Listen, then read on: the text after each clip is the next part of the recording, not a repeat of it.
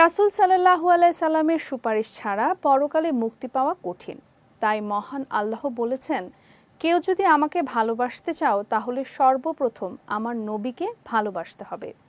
নবীজির প্রতি ভালোবাসা প্রকাশের অন্যতম মাধ্যম হলো দরুদ পাঠ, কারণ আল্লাহ তাআলা নিজেও তার রাসূলের উপর দরুদ পাঠ করেন। বিস্তারিত জানাচ্ছেন সৈয়দ নওশাদ।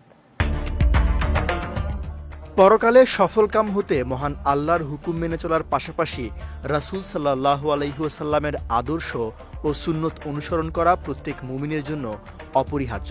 পবিত্র কোরআনে মহান আল্লাহ বলেন, হে মুমিনগণ, তোমরা আল্লাহর অনুগত্য করো এবং রাসূলের অনুগত্য করো, আর তোমরা তোমাদের আমলসমূহ বিনষ্ট করো না।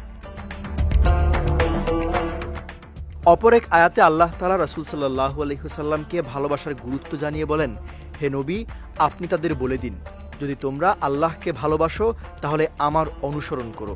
আল্লাহ তোমাদের ভালোবাসবেন এবং তোমাদের পাপসমূহ ক্ষমা করে দেবেন, আর আল্লাহ অত্যন্ত ক্ষমাশীল, পরম দয়ালু। তাই নবী সাল্লাল্লাহু আলাইহি ওয়াসাল্লামের উপর দরুদ পাঠ করা অত্যন্ত জরুরি। পবিত্র কোরআনে আল্লাহ তাআলা নবীজির উপর দরুদ পাঠ করার নির্দেশ দিয়েছেন। এ ব্যাপারে মহান আল্লাহ বলেন, নিশ্চয়ই আল্লাহ ও তার ফেরেশতাগণ নবীর প্রতি দরুদ পাঠান। হে মুমিনগণ, তোমরাও তার প্রতি দরুদ পাঠাও এবং অধিক পরিমাণে সালাম পাঠাও।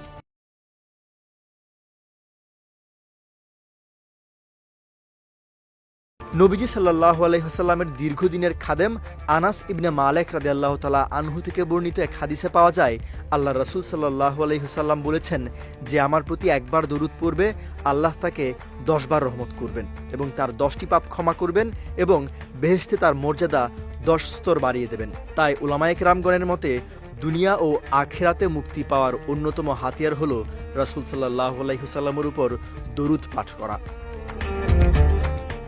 সৈয়দ নওশাদ, বিজয় টিভি, নিউজ ডেস্ক।